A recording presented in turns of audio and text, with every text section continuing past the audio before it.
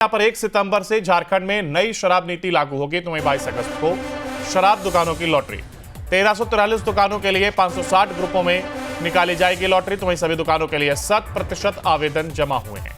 नई उत्पादन नीति के तहत होगी शराब की खुदरा बिक्री। झारखंड में 1 सितंबर से नई उत्पादन नीति लागू कर शराब की खुदरा बिक्री की जाएगी और इसके तहत राज्य की 1343 शराब दुकानों के लिए लॉटरी प्रक्रिया 22 अगस्त को आयोजित की जाएगी।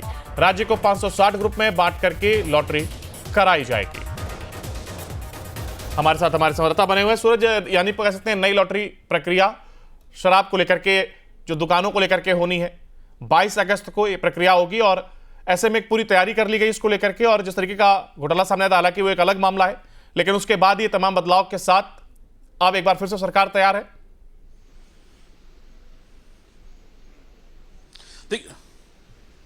देखिए बिल्कुल लिकर डिपार्टमेंट की तरफ से सारी तैयारियां कर ली गई है। जो लॉटरी सिस्टम थी उसकी अवधि अब समाप्त हो गई है। 22 तारीख यानी कल लॉटरी खुलने का टाइम है, यानी कल लॉटरी सिस्टम होगी। 1343 यानी 1343 दुकानों का टेंडर होना यहां पर तय है और 1 तारीख से नई शराब नीति के तहत अब हर शराब की दुकानों में वो शराब नीति लागू हो जाएगी जो राज्य सरकार चाहती है। हालांकि 2022 से अब तक जो शराब नीति थी उसके अधीन कई तरह के बदलाव किए गए हैं, कई तरह के चेंजेस किए गए हैं। उन तमाम चीजों को लेकर जो प्रक्रिया है पिछले कई महीनों से लगातार चल रही थी।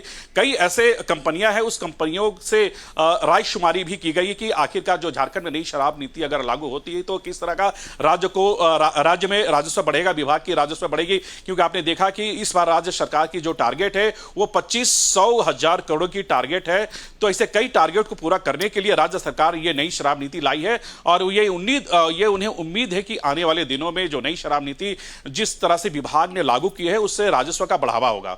जी बिल्कुल फिलहाल सूरज, बहुत शुक्रिया आपका हमारे साथ जुड़ने के लिए और इस तमाम जानकारी को साझा करने के लिए।